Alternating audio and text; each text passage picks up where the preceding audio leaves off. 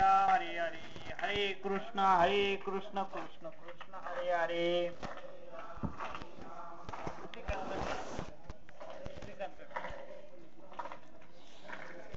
हरे राम राम राम हरे हरे. हरे कृष्ण कृष्ण कृष्ण हरे हरे. हरे घालून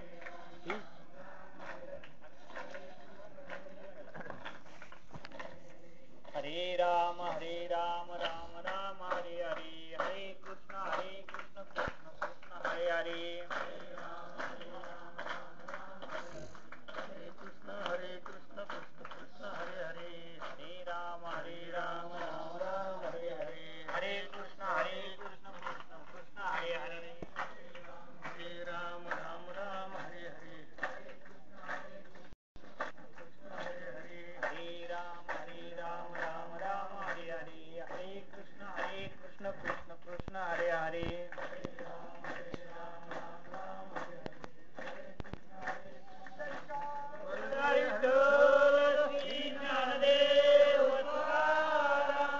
पंढरीनाथ भगवान की जय. माऊली ज्ञानेश्वर महाराज की जय. महाराज की जय. आनंद रामदास बाबा की चिंतन श्री गुरुदेव दत्त कृष्ण भगवान की जय.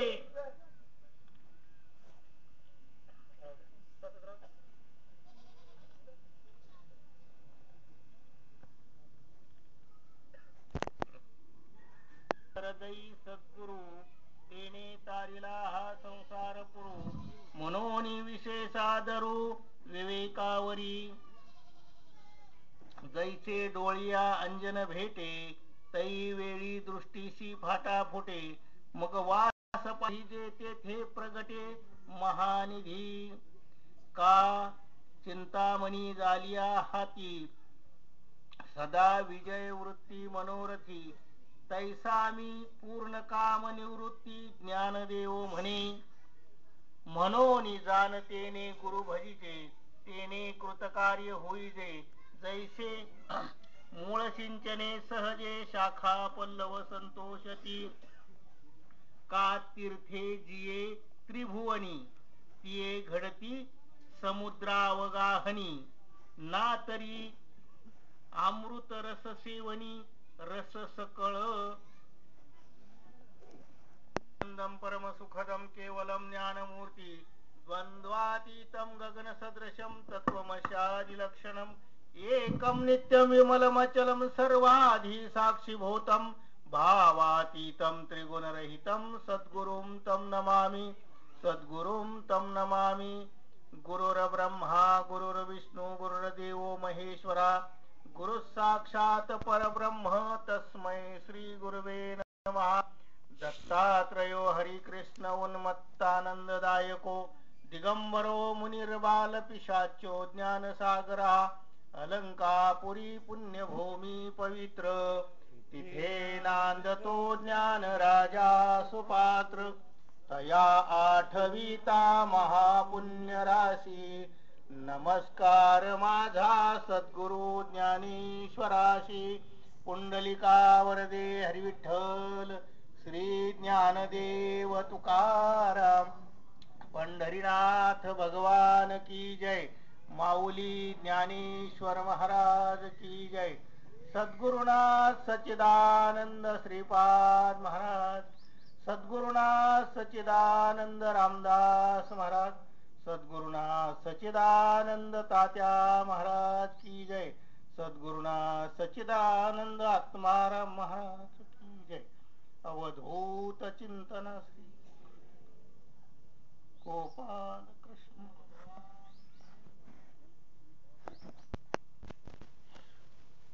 हृदयी सद्गुरु तेने तारिलो हा संसार पुरू. म्हणून विशेष आदरू विवेकावरी. आज गुरुपौर्णिमा म्हणजे व्यास पौर्णिमा. आणि व्यास पौर्णिमा म्हणजे विद्वान मंडळी नेहमी सांगतात, व्यास उच्चिष्ट जगत, हे सर्व जगत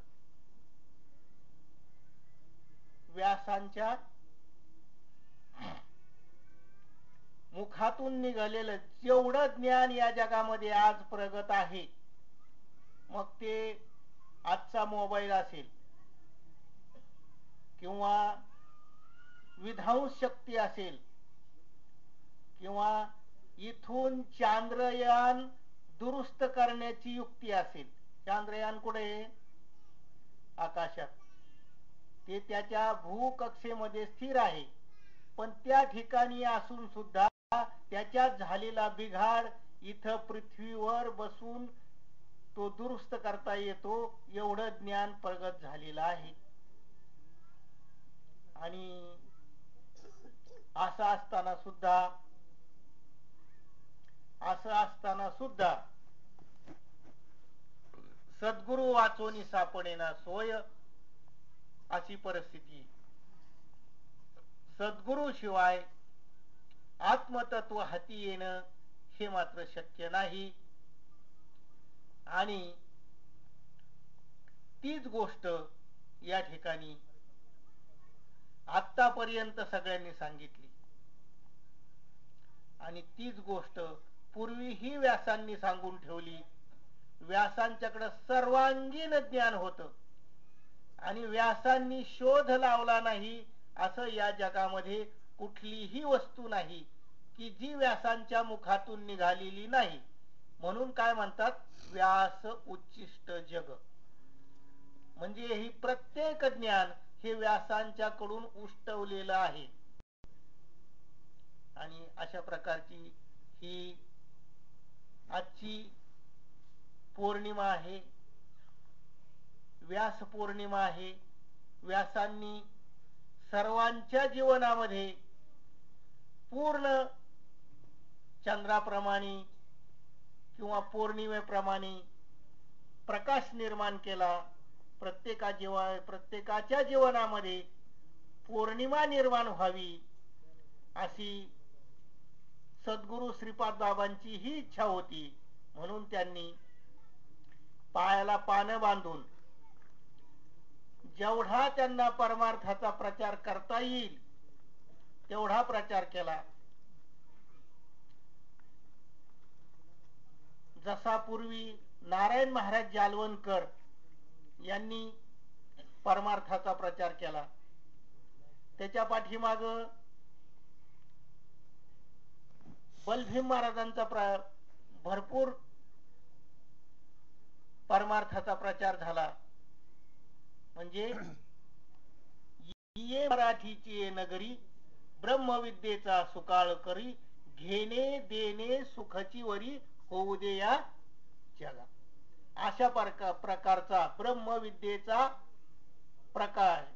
सुकाळ, ब्रह्मविद्येचा प्रचार हे करण्याचं कार्य श्रीपाद बाबांनी केलं.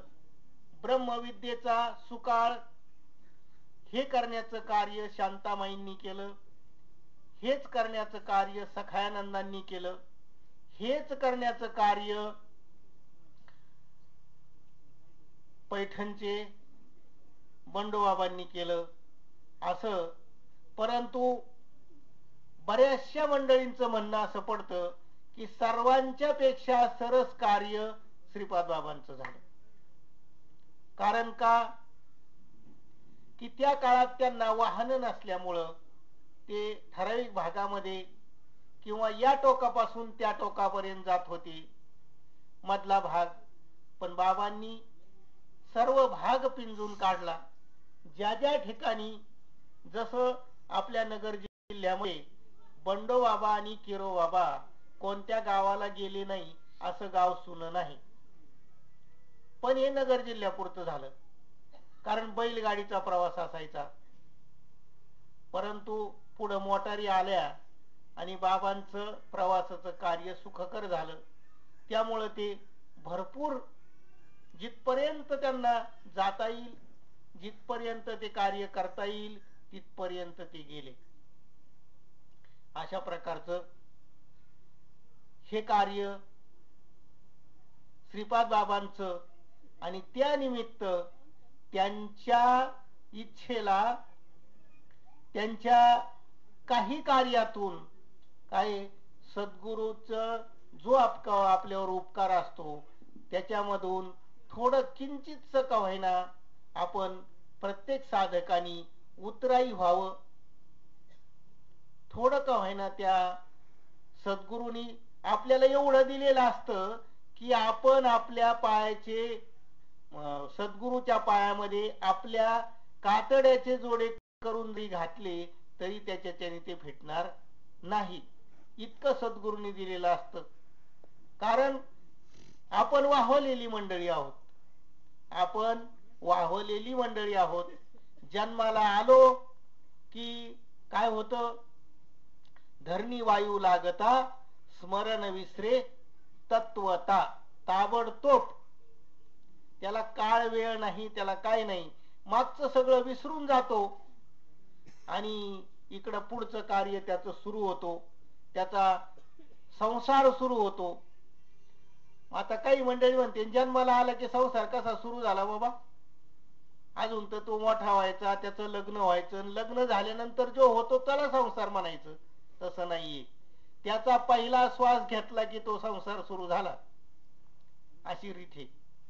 आणि तिथंच त्या धरणीचा त्याच्यावरती परिणाम होतो. इथला जो वारा आहे हा दूषित आहे आणि या वाऱ्यामुळं त्याचं पुढचं जीवन दूषित, जसं जसं दूषित होईल तस तसा तो त्या भगवंतापासून लांब जातो.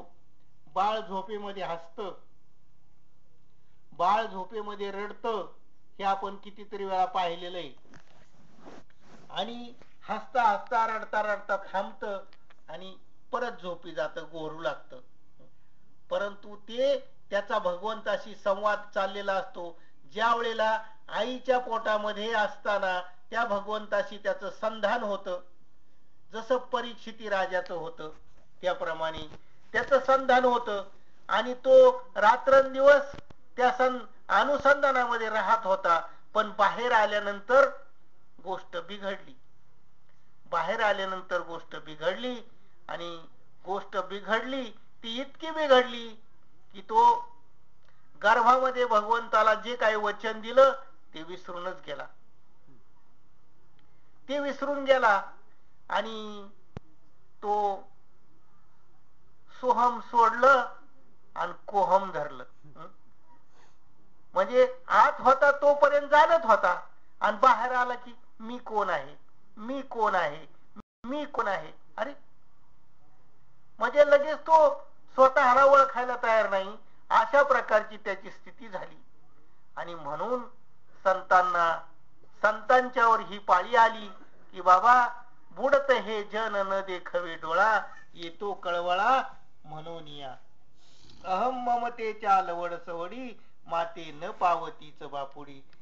त्यांना तळमळ वाटू लागली, अरे एवढा महापूर चाललाय हा, जन्मायचं मरायचं, जन्मायचं मरायचं, आजा मेला पंजा मेला, बाप मसणा गेला, देखत देखत नातू पंतू तोही तैसा झाला. एवढी मोठी नदी ही वाहते, याच्यामध्ये हे बापुडे जीव विसरून गेले रे, मला विसरून गेले, यांना मी आठवायला तयार नाही.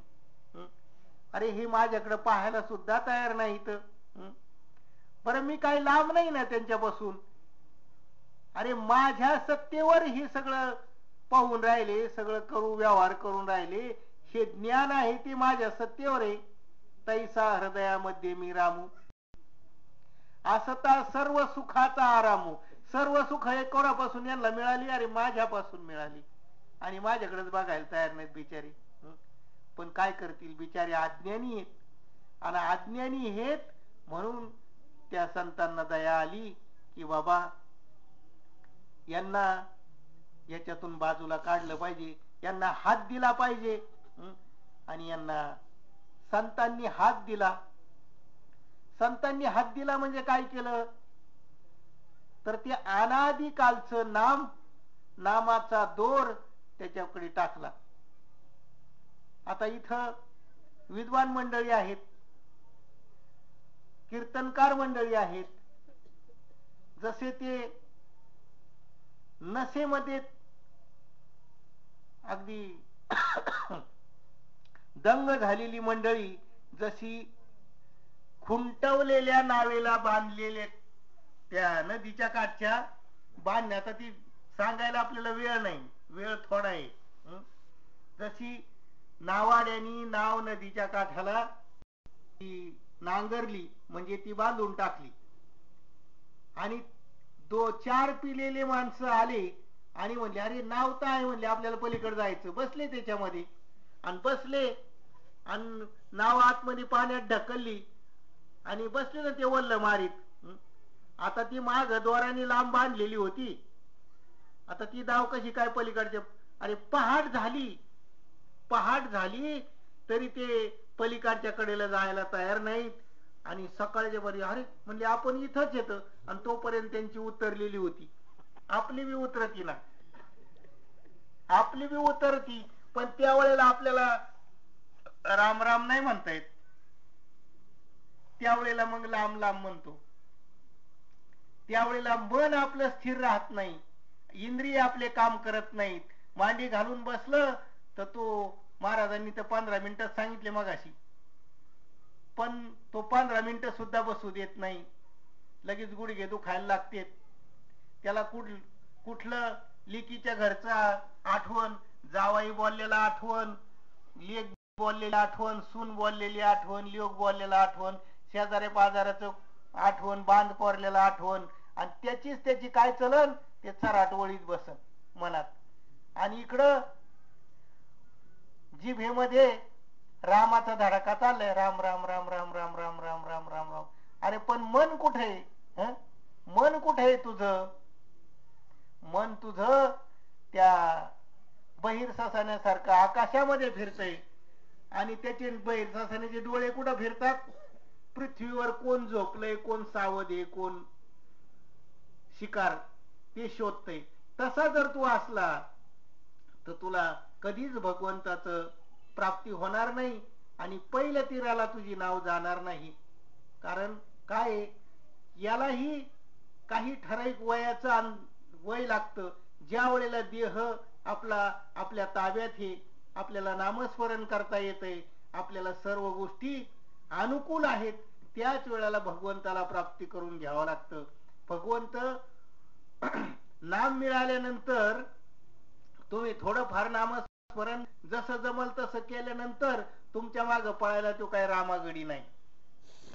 सालाचा गडी सुद्धा तो माघारी उलटतो, परंतु मग तो भगवंत तुम्ही थातूर मातूर जसं जमल तसं नामस्मरण जर केलं तर तो, आणि आयुष्यभर काही केलं नाही, आणि आता आपल्याला वेध लागले त्या भगवंताची, पण आपली नाव मात्र पाठीमाग खुंटवलेली, बांधलेली दोरानी, आता ती कोण सोडवणार? अशी परिस्थिती. परंतु ज्याची पूर्ण श्रद्धा आहे, पूर्ण विश्वास आहे सद्गुरूवर, सद्गुरू हा पूर्णपणे विश्वास भरलेला आहे, जसा वेगवेगळ्या रूपाने नटलेला आहे. तुम्ही जिथं पाहताल तिथं तो आहे, परंतु आपल्याला आपली दृष्टी शुद्ध झाली पाहिजे, आपली दृष्टी साफ झाली पाहिजे. जोपर्यंत ही दृष्टी, जसं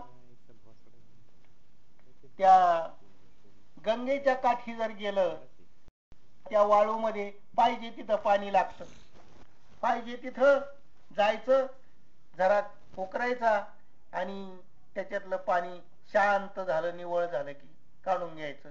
तसं आपलं मन शांत झालं, सगळा विषय मनाचा आहे, सगळा विषय मनाचा आहे.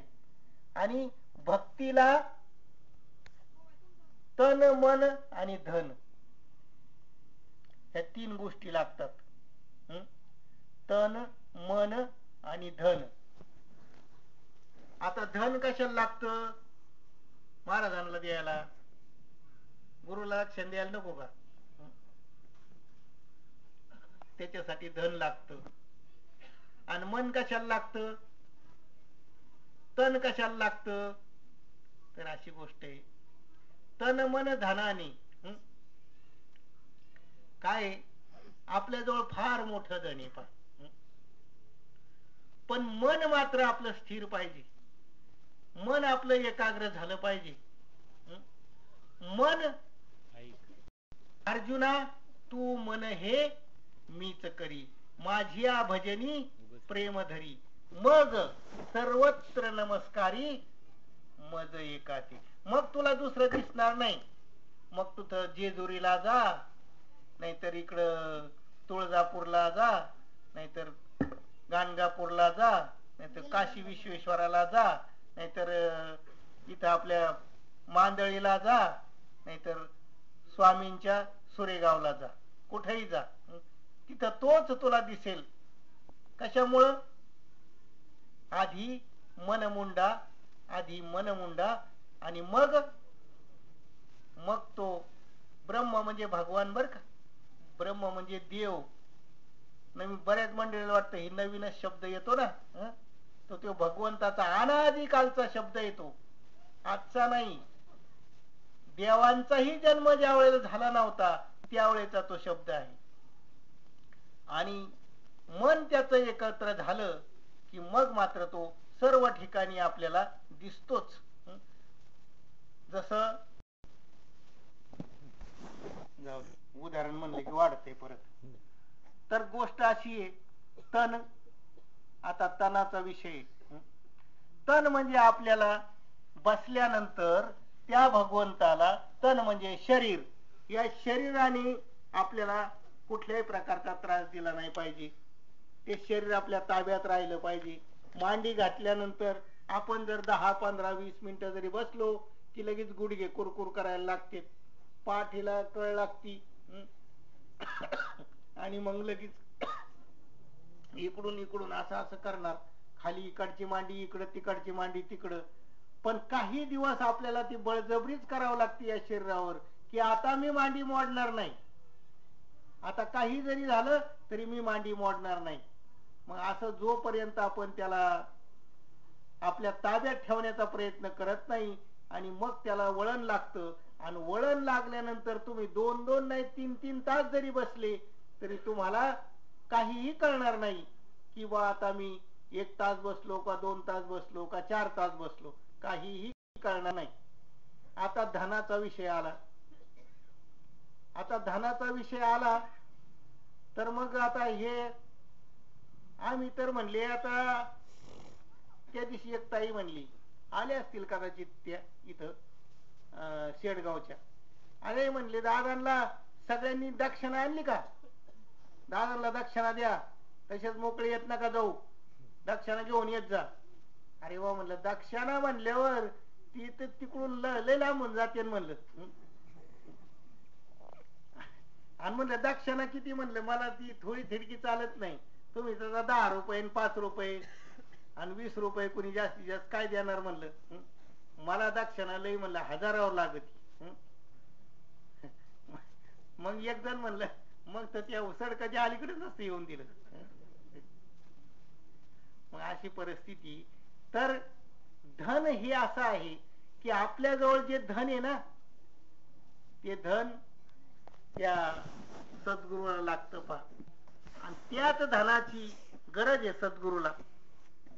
तुमच्या मन जसं लागतं, त्या मनाला 7 तनाची लागती, तशीच त्या धनाची गरज आहे.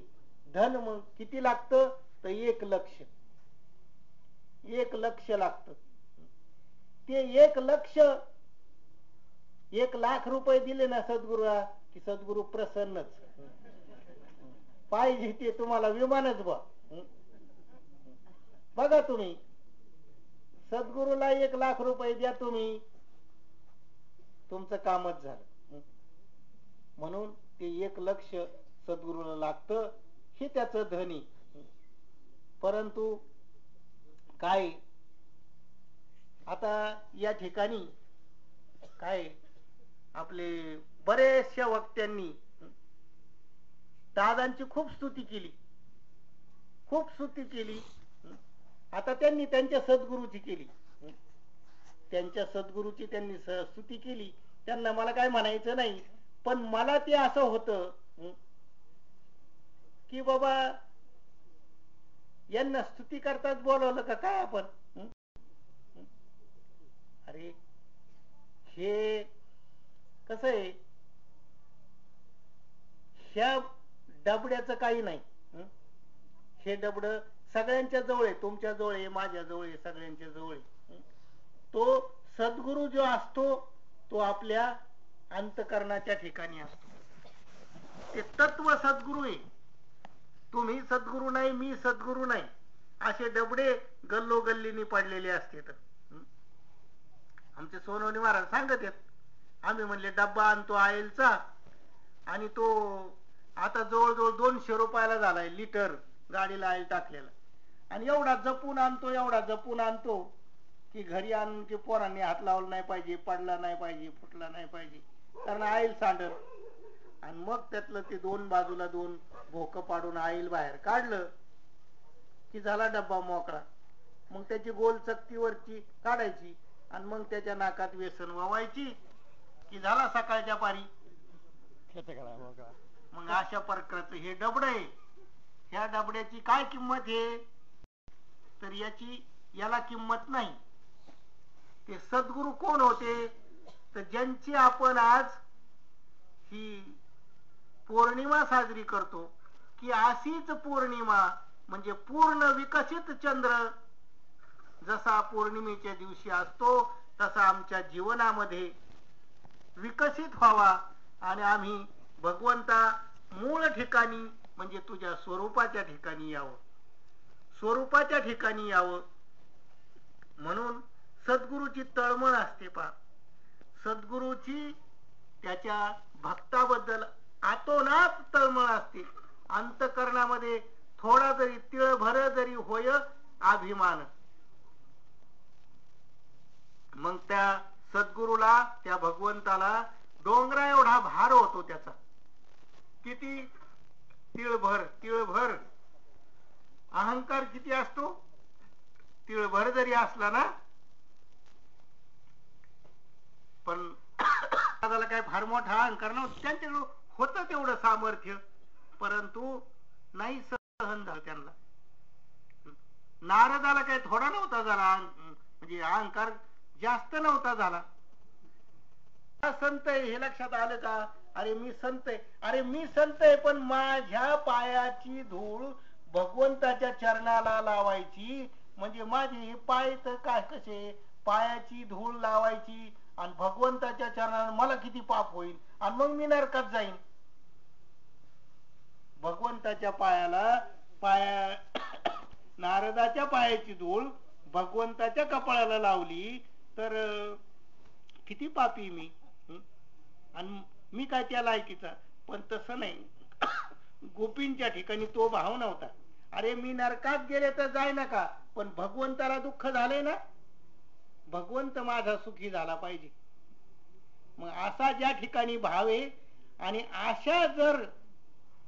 आशा जर गोपींच्या ठिकाणी थोडा जरी तिळभर काय झाला, अभिमान झाला, तर भगवंतानी गुप्तच झाली.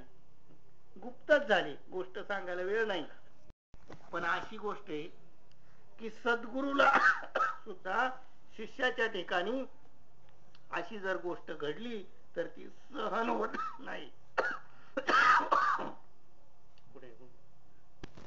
अशी नरसिंह सरस्वती म्हणजे दत्तात्रय गाणगापूरच्या ठिकाणी, त्या ठिकाणी प्रगट झाले, नुकतेच प्रगट झाले. आणि प्रगट झाल्यानंतर त्यांचे चमत्कार सुरू झाले ना. आता इथं चमत्काराशिवाय नमस्कारच नाही ना, चमत्काराशिवाय नमस्कार नाही. आमचे सद्गुरू सुरुवातीला पेडगावला आले. पेडगावला आल्यानंतर, कारण पेडगावला विजयाताई पंडितची सासूबाई एक, त्यांना 7 सासू आहेत. एक सासूबाई डोंगरगावची, आणि तिथं बाबांची गाठ झाली. तिला विषय पटला. त्या बिचारने अनुग्रह घेतला. वर्षभर घरात कोणाला सांगितलं नाही. ही एक नंबरचे पट्टीचे कीर्तनकार, पट्टीचे गायक, पट्टीचे वादक, आणि हे तर आपली टिंगल उडी होती. तिने अजिबात सांगितलं नाही. चिंतन मात्र केलं आणि नवऱ्याला सांगितलं की मी असं असं गोष्ट केलेली आणि तुम्ही सुद्धा करावी अशी माझी इच्छा आहे. तो म्हणले मग बाबांना आपण घरी बोलून घेऊ आणि मग कीर्तन वगैरे ठेवू आणि मग घेईन म्हणले अनुग्रह. आणि त्या निमित्ताने बाबांना पेडगावला बोलवलं. बाबांना बोलवलं आणि कीर्तन वगैरे झालं. कुणी लाईट घालवण्याचा प्रयत्न केला, कोण माळगावरून शिव्या देत होतं, कोण काय करत होतं. आता ते बाकीच्या गोष्टी की कसं आहे संतांना खूप त्रास झालेला आहे. परंतु त्या ठिकाणी त्या दिवशी कीर्तन झाल्यानंतर झोपल्यानंतर या ताईला माहिती होतं बाबा लवकर सकाळी उठतात थोडा अंधार असतानाच आणि पहिलं संडासला जातात. आणि संडासून आल्यानंतर हातपाय धुतले की आता बाबांना काही दात वगैरे नव्हते, मग ते चूळ भरतात आणि नंतर चहा करून द्यायचा, आंघोळ पाणी तापून द्यायचं. अशा प्रकारचं त्यांचं जी सवय आहे त्या ताईने विचारून घेतलेली होती. आणि त्याप्रमाणे हिने नवऱ्याला सांगितलं, अहो आपला बैल लय मार्क आहे आणि आपण नियमाने त्याला त्या किल्ल्याच्या खिंडाराच्या, त्यांच्या पाठीमागे किल्ला आहे, औरंगजेबचा किल्ला आहे बहादूरगड नावाचा. त्या किल्ल्याला एक खिंडार आहे. त्या खिंडारातून चोरांची वर्दळ असती म्हणून त्या किल्ल्याच्या खिंडाराच्या तिथं एक मार्का बैल, असं खिलारी मार्का बैल, आणि तो कुचक्या दाव्याने बांधलेला असायचा मुद्दाम जाणून बुजून. आणि म्हणली आज तो बैल तुम्ही लांब बांधा म्हणली, नाहीतर म्हणली सकाळी लवकर उठा. तो म्हणला नाही नाही मी लगेच बाबांच्या आधी उठन म्हणला आणि बैल इकडं दावणीला आणून बांधेल. आणि बरं म्हणली. तिने 3 वेळा सांगितलं बरं का, बजाव. पण ठरल्याप्रमाणे बाबा झोपले. सकाळी उठले. आता सकाळी उठले आणि राजनातून पाणी घेतलं. ही ताई बाहेर झाडीत होती, मालक दाराडूर झोपले होते. आता ती तांब्या वाजला, डब्बा वाजला की ती पळपळ आली याला उठवायला. हो पळा पळा पळा पळा, ते बैल धरा, बाबांना मारीन बाबांना मारीन. बैल लय खतरनाक, परखा माणूस आला की मागच पळणार. आणि शो उठून डोळे चोळीतोय तोवर बाबा डब्बा घेऊन अगदी बैलाच्या पलीकडे निघून गेले. पुन्हा अहो म्हणजे आता इथंच बसा बर का, इथंच बसा आणि आतमध्ये जाऊ नका, इकडे तिकडे. बाबा आले ना की मग तिथं बैलाजवळ जाऊन थांबा. असं झालं. आणि हा थोडा हे करता करता कशाच्या तरी नादी लागला ना आतमध्ये आला की तेवढ्यात बाबा आले. ती बाई आरडती, बाकीचे लोक आरडत, बाबा ते बैल मारतो, बाबा ते बैल मारतो, लांबून लांबून, थांबा थांबा आम्ही येतो. कशाची? बाबा आपले त्यांच्या नादातच आले त्या बैलापासून. बैलांनी शेप सुद्धा हलवली नाही. बाबा आले, हातपाय धुतले आणि बाकीचे बाबा अहो बैलांनी मारलं असतं ना आम्ही काय पाहिलं असतं, बैल लय बेकार आहे. आणि रांजातून पाणी घेतलं, हातपाय धुतले, चूळ भरली. परत बाबा निघाले, बैलापाशी गेले. त्या बाबांनी त्याच्या पाठीवरून हात फिरवला, तुझं काही चांगलं नाही झालं ते. आणि मग त्या बैलांनी अशी मान खाली घातली, डोळ्यातून घळघळ घळघळ घळघळ अश्रू चाललेले बैलाचे. अरे बाबांनी पुन्हा त्याला थापटलं आणि परत आले. म्हणजे आता तू काय मारायचा बिरायचा नाही, आता काय घाबरू नका. म्हणजे संतांच्या जवळ काय किमया असती. अरे यांना काय होतं तर सांगत काय होतो मी, हा चमत्कार केला तर नमस्कार. आणि म्हणून गाणगापूरला नरसिंह सरस्वती चमत्कार करायचे. खाट्या म्हशीला दूध निघालं कोणाच्या दारातला तो पाऊट वालाचा वेल फोडून टाकला. अरे म्हणले त्याच्यावर आमचं पोट चालत होतं आणि महाराजांनी काय म्हणले आमचं. आणि दुसऱ्या दिवशी तो वेल म्हणले आता काय महाराजांनी खुडून टाकला. काय केलं तर महाराजांचं आपण असं. महाराजांनी का बरं आमच्यावर एवढा अन्याय केला. बरं जाऊ द्या म्हणले आता महाराजांना कसं बोलायचं. आणि दुसऱ्या दिवशी तो वेल काढून टाकायचा, त्याचं बूड खांदून टाकायचं म्हणून तिथं गेलं तर एवढा मोठा मावराचा हंडा खाली निघाला. आणि मग महाराजांचा हो म्हणले काय महाराजांनी उपकार केले, पण चमत्कार झाला तेव्हा. मग अशा प्रकारचे चमत्कार. कुमशी नावाचं गाव होतं जवळच, गाणगापूर पासून जवळच असं कुमशी नावाचं गाव होतं. आणि तिथं नरसिंहाचा भक्त होता. नरसिंह कोण? भक्त प्रल्हादावर ज्यांनी कृपा केली. नरसिंह भगवान याची भक्ती करणारा तो त्रिविक्रम, असा त्रिविक्रम नावाचा तो एक भक्त होता.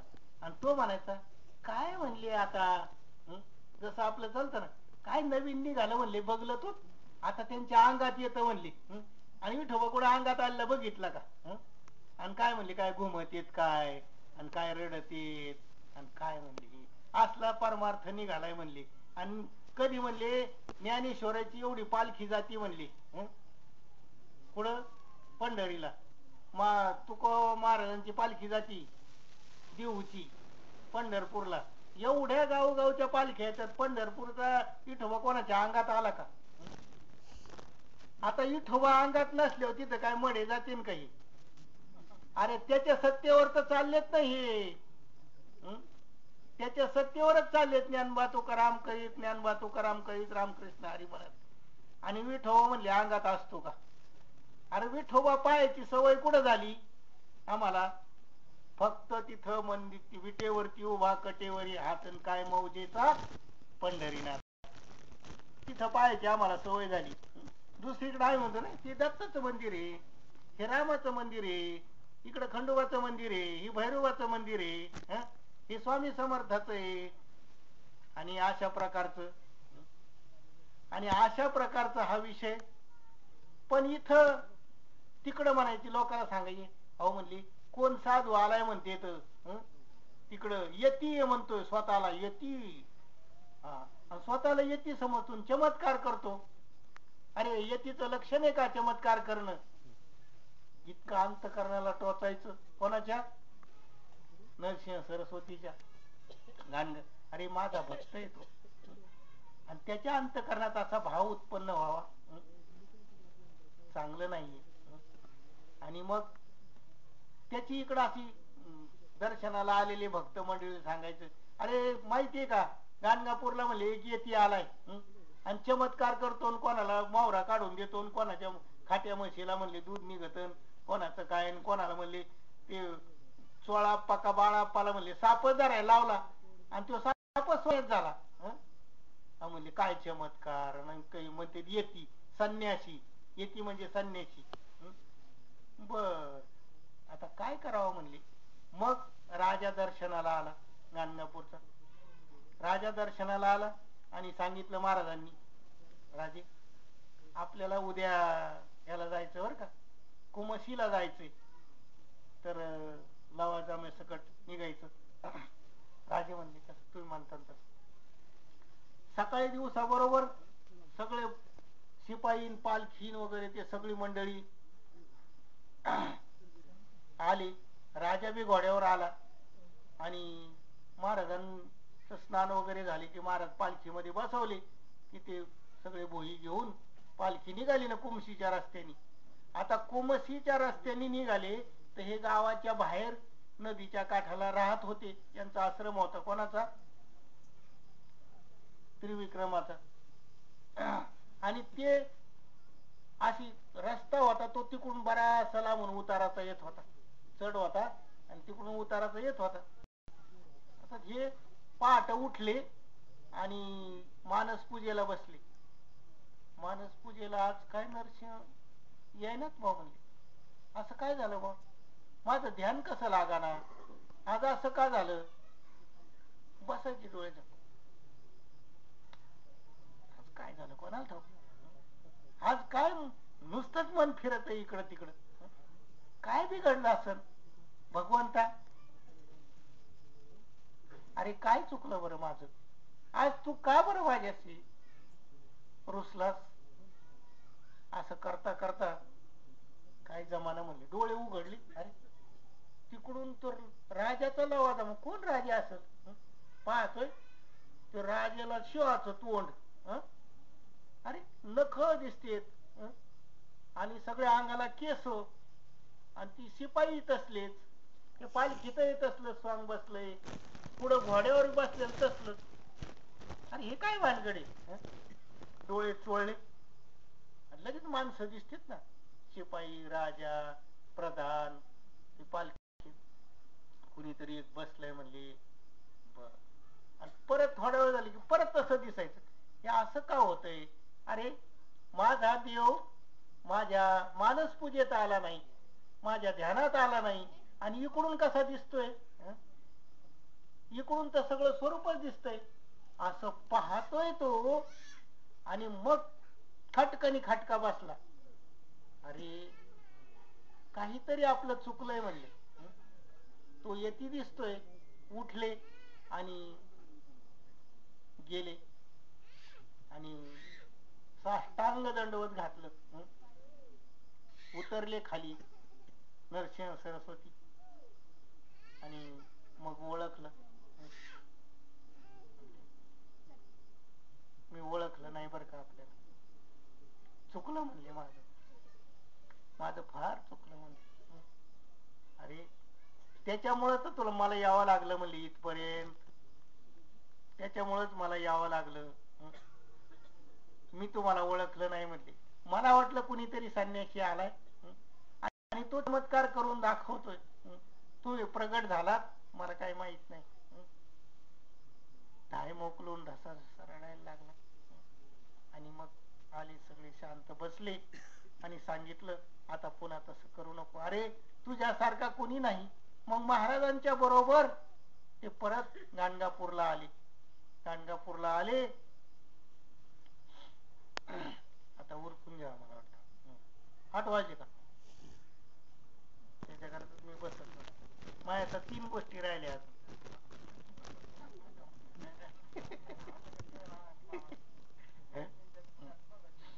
नाही पण त्या ठिकाणी काय झालं? 2 विद्वान मंडळी आली.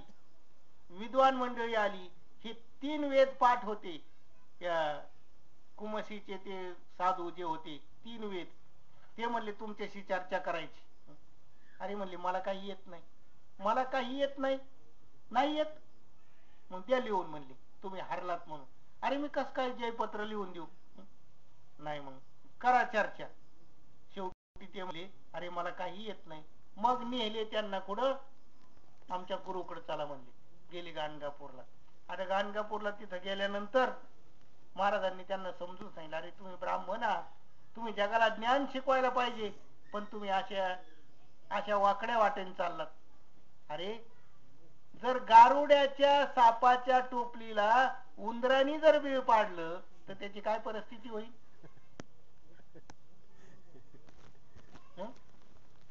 काहीतरी होईलच ना. आणि तुम्ही म्हणले काय करून राहिली? नाही नाही म्हणले. त्यांच्या डोक्यात आलं नाही. शेवटी रस्त्याने चाललेला एक मांग होता. तो शेतावर त्याला हाका मारून घेतली. ए म्हणले इकडे ये. आणि बाकीच्या 2 भक्तांना सांगितलं त्याला हाका 7 रेगा मारा म्हणले. तिथं 7 रेगा मारल्या. एक रेग ओलांडून उभा राहा म्हणले. तिथं तो आला. तो तिथं उभा राहिल्यानंतर त्याला विचारलं तू कोण आहे? म्हणले मी या गावचाच आहे म्हणले. मागे चाललोय शेतावरती, पण तुमच्यासारख्या सद्गुरूची कृपा झाली, मला हाक मारली. केवढा भाग्यवान. मला तुमचे शब्द कसे कानावर पडले असते, पण तुम्ही बोलावलं. लय माझं अंतःकरण भरून आलं. एक रेग ओलांडून अलीकडे आला. अरे कोण आहेस तू? मी अमक्या अमक्या नगरीचा राजा आहे.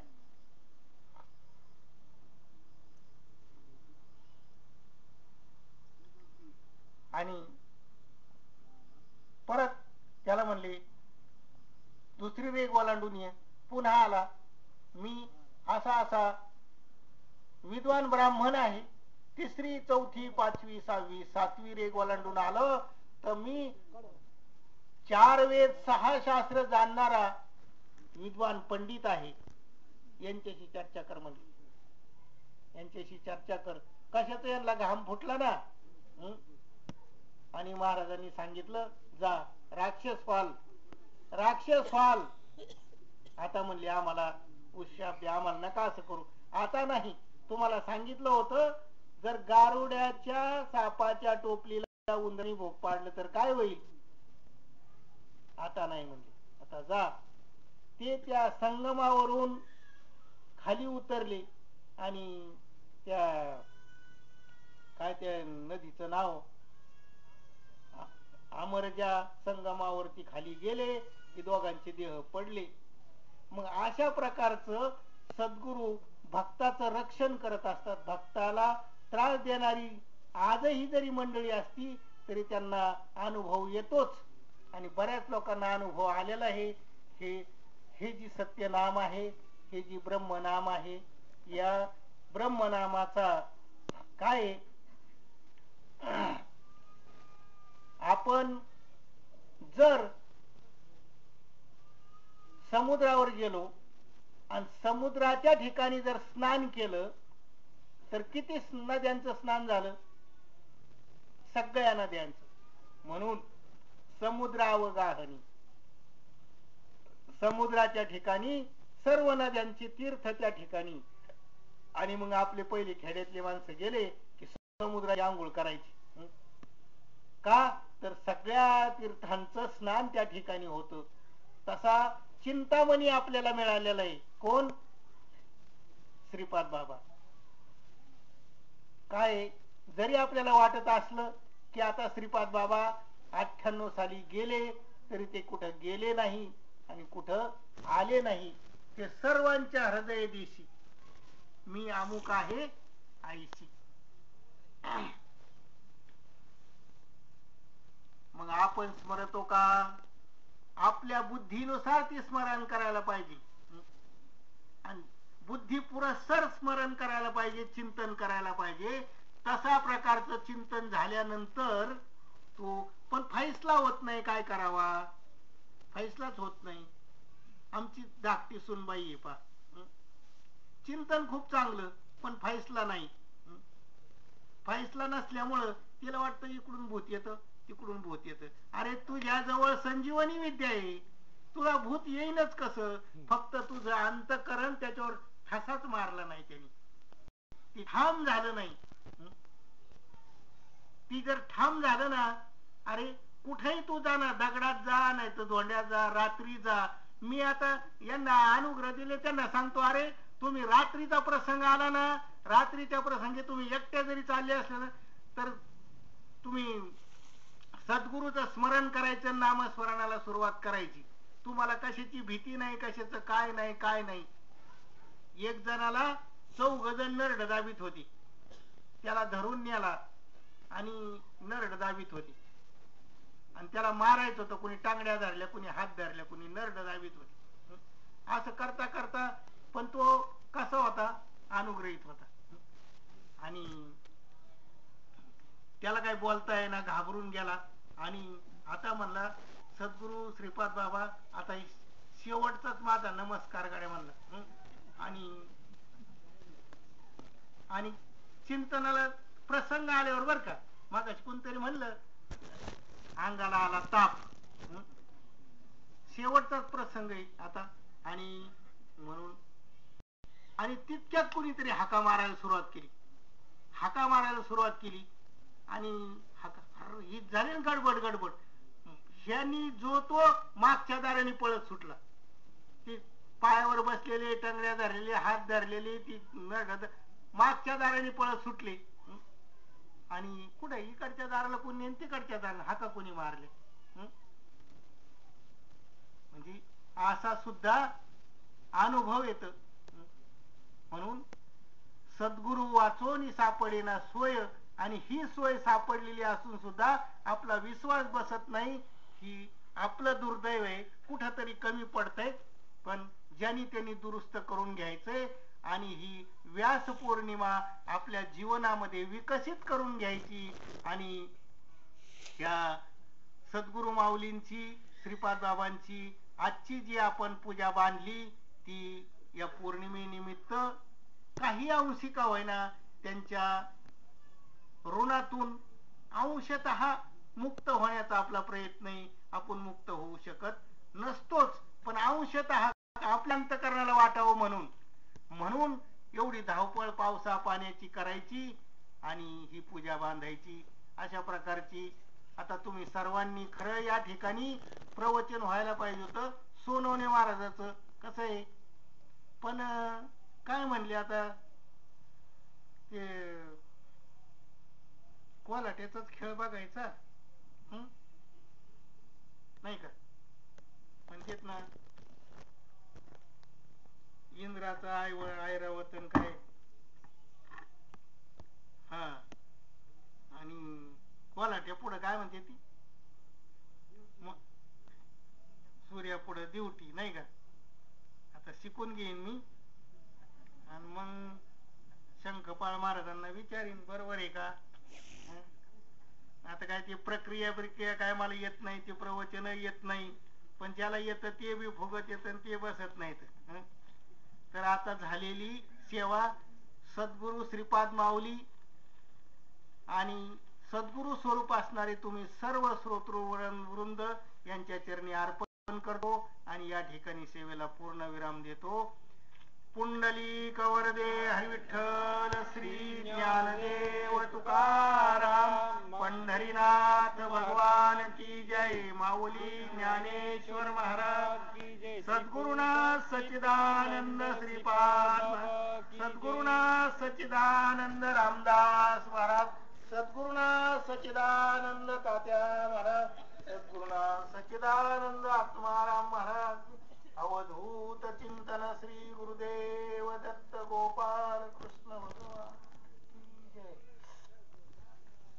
पते देवे येणे वाजज्ञ तोषावे, जे खळांची व्यंकटी सांडू तया सत्कर्मे रती वाढू. भूता परस्परे पडो मैत्र जीवांचे दुरितांचे तिमिर जाऊ.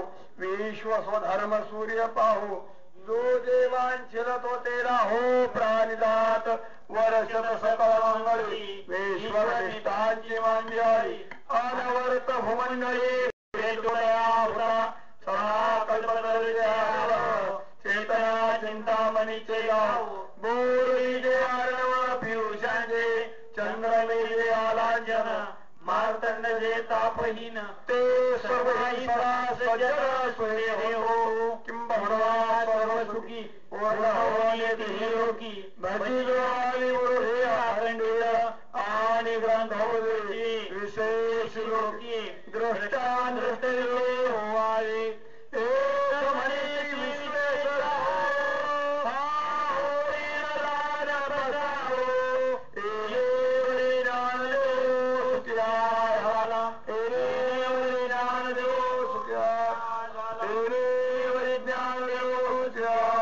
हरि ओम शांती शांती शांती. सदा सर्वदा तुझा तुझे कारणी उपेक्षू नको गुणवंता प्रभू नाय राम आता